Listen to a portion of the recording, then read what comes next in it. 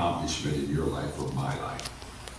So let's talk about three really important insights about priorities that are going to help you really do better in life and be more successful. Number one, working smarter has a higher return than working harder. And yet, so many times people put great emphasis upon how hard they work.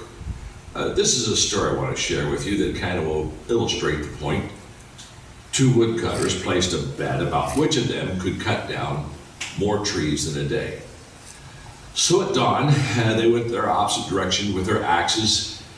And in the beginning of that day, the two of them seemed to be working just about the same pace, but after about an hour, the first man could hear that the second man had paused in his work. And so the first guy is kind of amazed that his rival would tire so quickly, but the first man figured that this was his chance to get ahead, so he doubled his efforts. About 10 minutes later, he heard the sound of the second man cutting the wood again. When he heard the second woodcutter stop again a while later, it only added to the first man's confidence. He said, "Oh my gosh, this is my chance to get ahead." So he even worked harder to increase his lead. Now this happened off and on all day until an hour before sundown, the time when the two men had agreed to stop and compare their progress.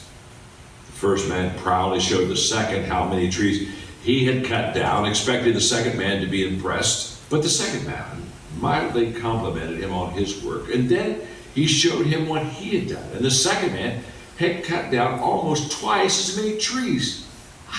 How is that possible? The first man asked. Well, it's simple. The second man said, "Every hour I sharpen my axe. Hard work beats no work, but smart work beats hard work." I just say to you and me that while we're swinging that axe, we should sometimes be sharpening it to get the greater return. It's not how hard you work, it's how smart you work. The second thought I want to give you is that being proactive beats being reactive. I've said this before. Every day you're either preparing, which is proactive, or you're repairing, you're reactive. So proactive people prepare, reactive people repair. Proactive people, they plan ahead. Reactive people, they live in the moment. Proactive people, they pick up the phone. In other words, they initiate action and conversation. Reactive people, they're sitting around waiting for other people to call them. When's the phone going to ring? Proactive people anticipate problems, and reactive people, they respond when there are problems. Proactive people, they seize the moment, and reactive people are always waiting for the right moment, which usually never comes. Proactive people control their schedule. Reactive people let other people control their time and their calendar. Proactive people invest time in people because they're making sure that the people they're with will give them that return. Reactive people, they don't invest time, they spend time with people. There's not going to be any return there. So I encourage you to be proactive in your life. And you do that when you prioritize correctly versus being reactive. And then number three, nobody, you, me, none of us can have it all. And the good is always the enemy of the best. So how do we look at the good and the best and prioritize this and choose always the best?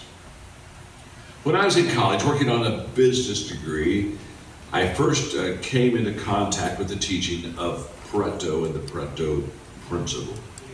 That graphic has been shown to you right now, and as you watch that graphic, as you see it, it's very obvious that if you prioritize correctly, you've got 10 things to do, and you put the first two important things to do clear at the top, number one and number two. They are the most important. If you prioritize correctly, and you only do the top two, that 20% at the top, that 20%, look what it does on that graphic.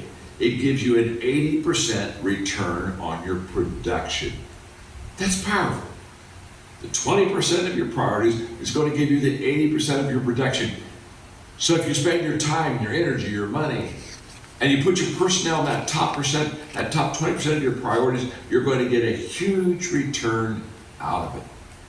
Now that graphic and that principle absolutely changed my life. As I sat in that class working on my business degree that day as a young person, I said, if I can understand Pareto and how it works and prioritize correctly and always do the most important things in my life, that's when I'll get the highest return. In fact, if you look at that graphic, and let's say you didn't do those top 2 things to give you the 80% return, but you did the other 8 things that weren't as important as the top 2, you only get a 20% return.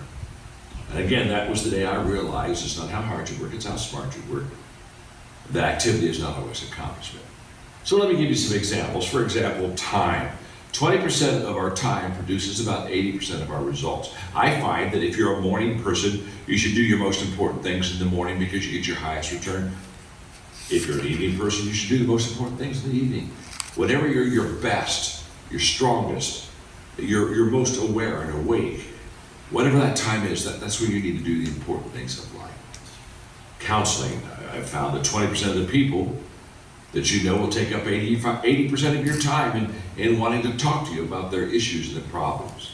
If you produce products, 20% of the products that you produce will give you about 80% of your profits. If you read a book, 20% of the book contains about 80% of the content. Now time out for a moment. That's not true of my books. That's true of all those other books, but not mine. Jobs, 20% of our work gives us 80% of our satisfaction. That's true. Speeches, 20% of the presentation in our speech or our talk creates probably 80% of the impact. I found that donors in my nonprofit organizations, 20% of those donors will give me 80% of the money. In the area of taxes, 20% of the people are going to pay 80% of the taxes. And in leadership, 20% of the people are going to make 80% of the decisions. And then this is the real important one. If you're having a picnic, 20% of people will eat 80% of the food. That's a fact. Now, what Pareto teaches us again is so powerful that the key to accomplishing much isn't working hard, it's prioritizing correctly. And you can take charge of your life and accomplish the things that you desire to do when you begin to change your priorities in life. So, before you do your roundtable today, one more time, just kind of do a check on yourself. How well am I prioritizing? And as you share with your friends around the table now, be honest. Let them know not only what you do well, but what you don't do well. We learn so much from the failures of others. So be open, listen well, share, and then remember, at the end of the roundtable, find one thing that you can immediately take action on, because that's where your life will be changed.